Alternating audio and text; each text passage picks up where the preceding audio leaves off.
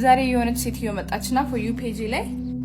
በጣም ታመም ነበር ሐኪም ቤት ሄድኩኝ ምናምን ከዛ ዶክተሩ ለጤናሽ ብሎ ጂም ግቢ ያለኝ አለች እና ጂም ሰራ ነበር ኮንሲስተንት ሆኜ እሱን አላቋረጥኩኝም ማድረግ ያለብኝ ነገር አረጋለሁ ምግቤን አስተካከልኩ ምናምን ግን at the end of the day የገባኝ ነገር ችግሩ የነበረው ሜንታል ሄልዝ ላይ ነው ለምንድነው ሜንታል ሄልዝን አዌርነስ ማትፈጥሩት ለፊዚካል ሄልዝ እንደዚህ አዌርነስ እንደምትፈጥሩት እና ተመልሶ ድል ቢሰጠኝ በእውነት ለሜንታል ሄልዝ መጥፎ የነበረው ነገር በሙሉ ነበር ማስወግደዋለችና ሜንታል ሄልዛችሁ ለምዶ እንደ ፊዚካል ሄልዛችሁ ማትንከባከቡት ማለት በቃ ሰውን ፎሎ ማድረግ ፍሬንድ ማድረግ ብሎክ ማድረግ